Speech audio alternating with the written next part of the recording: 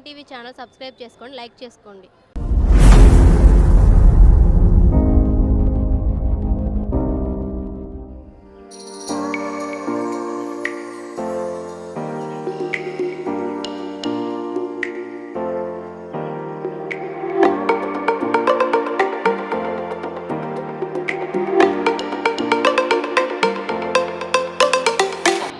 జగన్మోహన్ రెడ్డి గారు మన మహిళల కోసం ఎన్నో సంక్షేమ పథకాలు స్థాపించి అవి ఇన్ టైంలో మనకి అందేటట్టు చేశారు.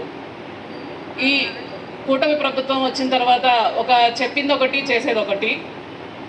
మన జగనన్నని మనమందరం మళ్ళీ గెలిపించుకొని మన వైఎస్ఆర్సీపీని మనం పార్టీని మనం గెలిపించుకొని మన గూడూరు మన మేరీ మురళి అన్నను కూడా గెలిపించుకొని వైఎస్ఆర్ జగనన్నకి మనం గూడూరు గిఫ్ట్గా ఇవ్వాలని మనస్ఫూర్తిగా కోరుకుంటున్నాం. నియోజకవర్గాల వారీగా క్షేత్రస్థాయిలో పార్టీని బలపరిచేందుకు ఈరోజు స్థానిక కమిటీలను మనం వేసుకుంటా ఉన్నాం. వాటన్నిటిలో పురుషులను మించి మహిళలందరూ కూడా ముందుకొచ్చి మీ పేర్లు ఇవ్వాలి.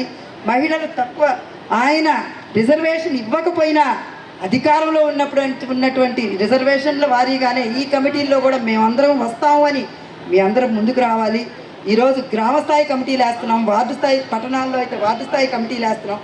క్షేత్రస్థాయిలో పార్టీకి ఒక బలమైనటువంటి సైన్యాన్ని ఏర్పాటు చేసుకునేందుకు ఒక బృహత్తరమైన కార్యక్రమాన్ని ఈరోజు పార్టీ చేపడతా ఉంది. కూడా జగనన్న ఉచితంగా 2 ఏళ్ళు ఇచ్చాడు. ప్రతి ఒక్క మనిషికి ఇచ్చాడు. కోవిడ్ బారి నుంచి ప్రజల్ని కాపాడారు. అలాగే మహిళా సాధికారతకి పెద్దపీట వేశారు. ఏదైతేనేమే అమ్మ ఒడైతే ఉంది, ఆసరా ఉందో, చేయూత ఉందో, ఇట్లాంటి వస్తువులన్నీ కల్పించారు.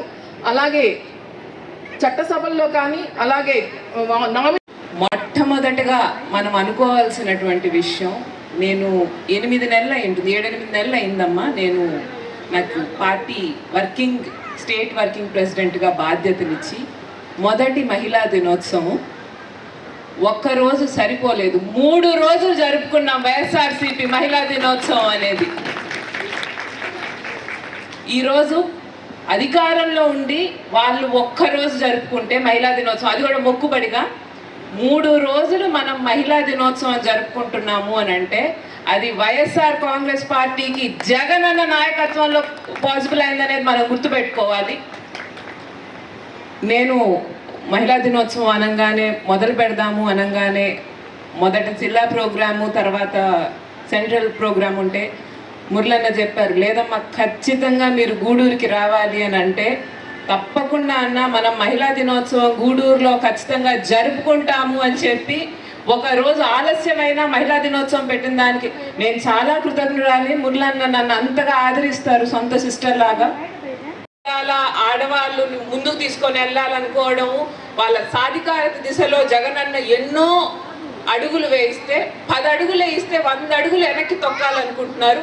మీరెంత ప్రయత్నించినా, మీరు ఎంతసేపు పోరాడినా కానీ మమ్మల్ని మా మనోధైర్యాన్ని దెబ్బతీయలేరు.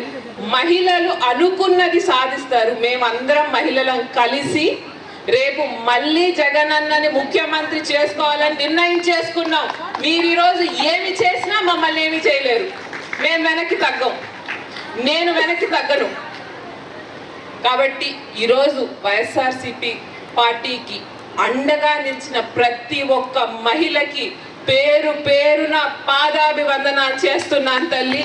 ఎందుకంటే మహిళలు ఇంట్లో ఎన్నో పనులున్నటువంటి వ్యక్తులు ఇంతసేపు ఓపిక్గా, ఆయన పాపం ఆ రింగ్ టోన్ చాలా ఫేమస్ అయింది, నీకు 15,000, నీకు 15,000, నీకు 15,000, నీకు 18,000, నీకు 18,000. సరే కనీసం 18,000 సంగతి ఏంటండి అని పోతే అదొక్కటి మిగిలింది. అది పూర్తి చేయాలంటే ఏం చెప్పారండి, ఆంధ్రప్రదేశ్ని అమ్మేయాలంట. అంత పెద్ద హామీ ఎవడివ్వమన్నాడు? మరి అంత పెద్ద హామీ ఎవడివ్వమన్నాడు? మేము అడిగామా? మీరే వస్తే నోటికి వచ్చిన హామీలు ఇస్తిరి.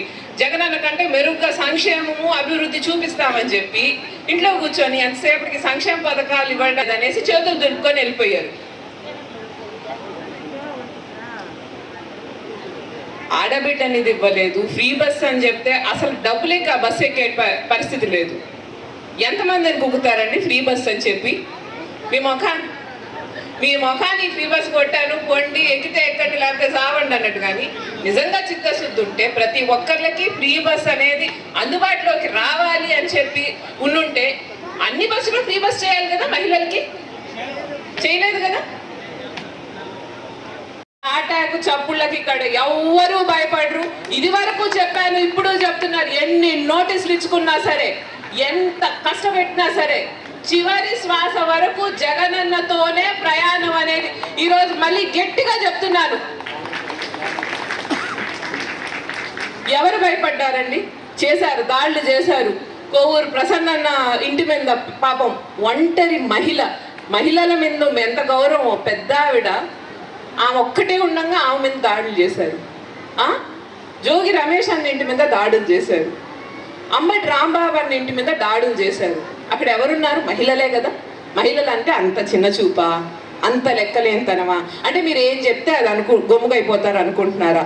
మేం మహిళలము, మేము గొమ్ముగా ఉన్నారు కాబట్టి మీరు ఆడ కూర్చోగలుగుతున్నారు. ఎదురు తిరిగిన చోట సీఎంలు పిఎంలు పనికిరారు ఆడవాళ్ళ ముందు. గుర్తుపెట్టుకోండి. ఈరోజు గూడూరులో మనందరం కానీ ఈయన ఎమ్మెల్యే అన్నారు కాబట్టి ఆయన ఎమ్మెల్యేగా ఆడ కూర్చోగలుగుతున్నారు, లేకపోతే లేదు కదా. ఈరోజు సీఎం అని ఆయన కూర్చోబెడితే ఆయన కూర్చోగలుగుతున్నారు, లేకపోతే లేదు కదా. ప్రజలు వెన్నంటేనే మీ పదవులు మీకు ఉంటాయి. కాబట్టి ప్రజల గురించి పట్టించుకోవాలి. అంతేగాని ఎదుటివాడు లేకపోతే నేనే కదా రాజు అనేటువంటి విధంగా ఈరోజు కూటమి ప్రభుత్వం, కూటమి పెద్దలు చాలా తప్పుది.